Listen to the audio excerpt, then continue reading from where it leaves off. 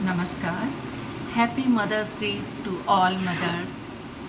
देखिए, वैसे तो सभी डे जो हैं मदर डे हैं, मदर के बिना कोई दिन नहीं है, लेकिन फिर भी एक ख़ास फीलिंग हम ले पाएँ, एक ख़ास दिन जो है वो सेलेक्ट किया गया है मदर डे के रूप में।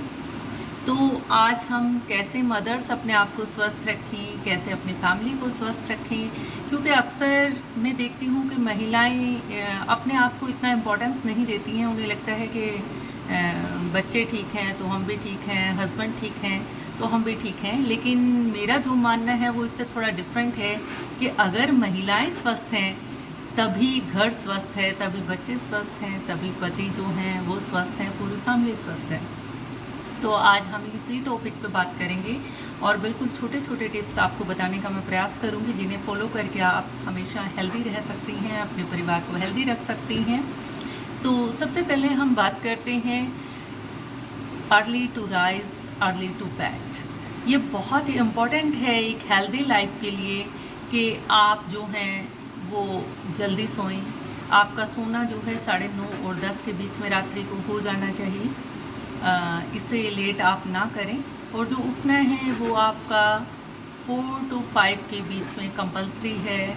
आप 4 बजे अगर नहीं उठ पाते हैं तो 4:30, पौने 5 या 5 तक जो है, 5 भी मैं कहूँगी थोड़ा लेट है, तो आप प्रयास करें कि आप जो हैं वो जल्दी उठें और जल्दी सोएं। 6-7 घंटे का नींद जो है वो बहुत इम्पॉर्टेंट है एक हेल्दी लाइफ के लिए, एक हैप्पी लाइफ के लिए।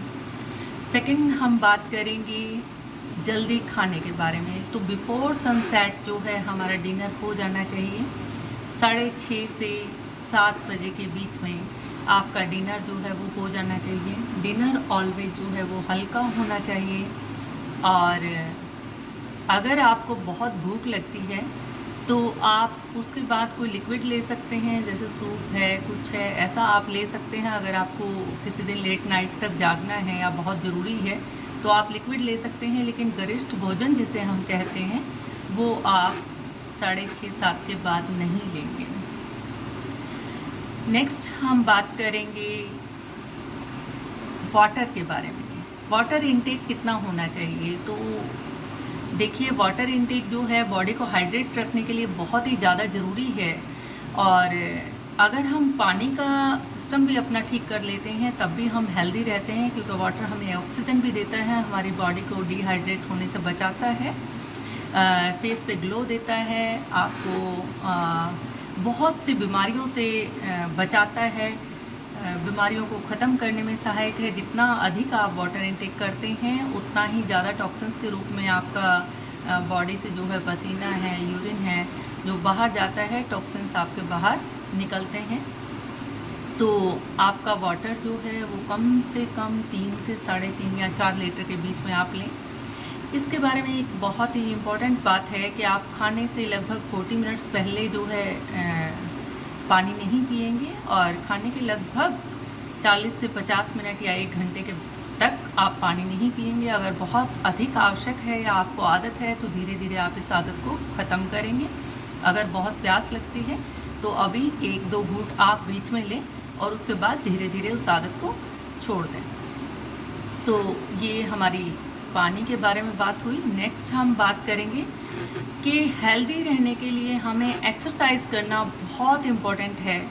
तो एक्सरसाइज के लिए आप क्या करेंगे? आपको अगर बहुत अधिक एक्सरसाइज नहीं आती है तो आप अर्ली मॉर्निंग जो है वॉक करने जाएं। आपके पास जितना समय है आप उसके हिसाब से करें। आप सूर्य नमस्कार कर सकते हैं, आप प्राणायाम कर सकते हैं। प्राणायाम जो है आपको ऑक्सीजन आपके बॉडी में ज़्यादा से ज़्यादा लेके जाता है। लॉन्ग ब्रीदिंग के थ्रू आप मैक्सिमम ऑक्सीजन अपनी बॉडी के अंदर लेके जाते हो, जो आपको रोगों को ठीक करने में पूरी तरह से सक्षम है। तो आप प्रतिदिन अपने आप को 1 घंटा जो है वो ज़रूर दें और आप हमेशा इस तरह से अपने आप को स्वस्थ रख सकते हैं, हेल्दी रख सकते हैं। नेक्स्ट हम बात करेंगे कि आप नेचर के नज़दीक रहें। नेचर के नज़दीक रहना जो है वो आपके लिए बहुत आवश्यक है। अगर आप हेल्दी लाइफ चाहते हैं तो आपको ज़्यादा से ज़्यादा प्रकृति के नज़दीक रहना चाहिए। आप सुबह जो है 10 से 15 मिनट जब सूर्योदय होता है तो आप कम से कम डेली 10 से 15 मिनट तक जो है धूप में ज़रूर बैठें, धूप स्नान करें।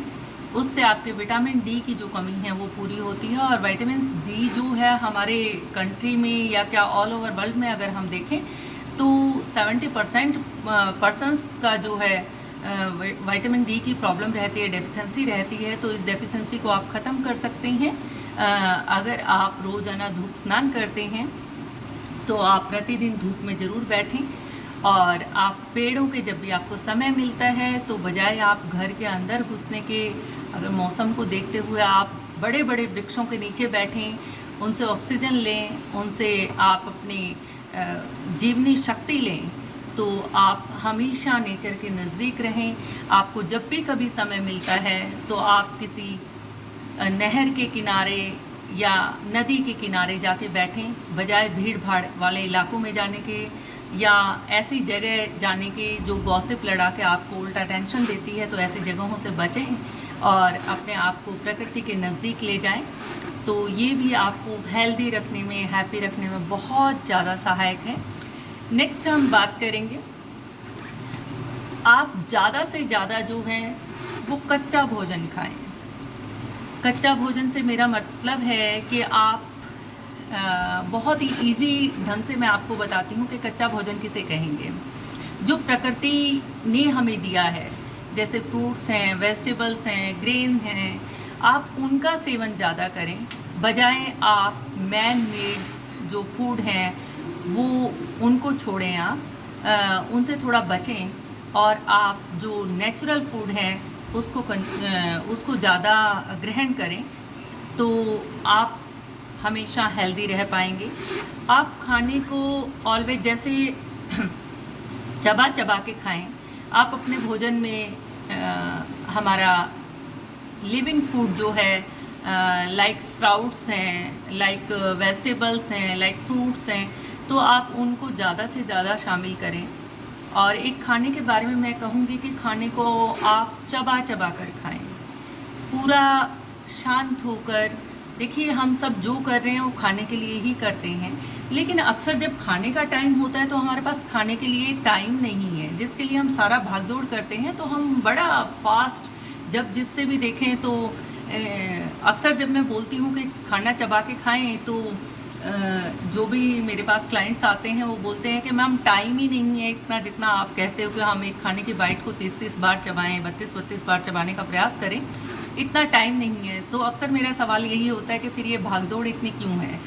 तो ये भी हमें रोगों से बचाने के लिए बहुत ज़्यादा इम्पॉर्टेंट है कि हम खाने को पूरा चबा चबा के खाएं। बिल्कुल लिक्विड फॉर्म में खाना जो है वो हमारे अंदर जाना चाहिए, क्योंकि हमारे दांत जो हैं वो मुंह में हैं, अंदर जो आंते हैं उनमें कोई दांत नहीं है जो उसको चबा पाएंगे। तो आप ऐसा खाने को चबा चबा के भी अगर खाते हैं तो आप कॉन्स्टिपेशन से, पेट की बीमारियों से, गैस है, हमारा एसिडिटी का प्रॉब्लम है, इन सब से आप बच सकते हैं। तो आज से ही आप अपनी आदतों में सुधार करना शुरू करें। ये बहुत मुश्किल नहीं है, जितना मैंने बताया बहुत ही सिंपल और बहुत इजी टिप्स मुझे लगा है कि मुझे लगता है मैंने आपसे शेयर किए हैं, तो आप डेफिनेटली इन्हें फॉलो करेंगे। लास्ट अगर मैं आपसे सिर्फ यही कहना चाहूँगी कि ऑलवेज़ पॉजिटिव रहें, हमेशा खुश रहें और नेगेटिविटी को अपने अंदर से निकाल दें। अगर आप डेली में प्राणायाम को शामिल करते हैं, अगर आप वॉक करते हैं, ये भी आपको हैप्पी रखने में बहुत ज़्यादा, पॉजिटिव बनाने में बहुत ज़्यादा हेल्पफुल होगा। तो आप अपने अंदर से नेगेटिविटी को बिल्कुल निकाल दें, ऑलवेज़ हैप्पी रहें, तब भी आप अपने आप को ऑल लाइफ जो है स्वस्थ रख सकते हैं।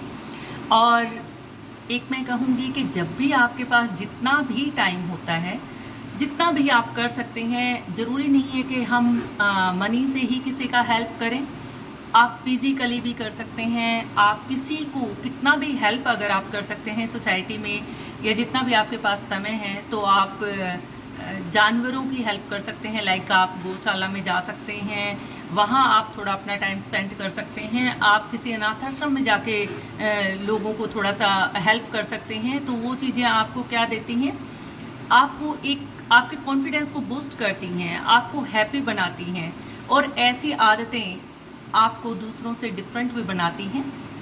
और सबसे बड़ा बात है कि आप खुद में प्रसन्न रहते हैं, और जब आप खुद में प्रसन्न रहते हैं तो बेशक पूरा ज़माना आपके खिलाफ भी हो, जब आपको पता होता है कि हम सही कर रहे हैं, हम अच्छा कर रहे हैं, आप अपने मन में पूरी तरह से सेटिस्फाइड होते हैं, तो आप ऑलवेज जो है हेल्दी रहते हैं, खुश रहते हैं।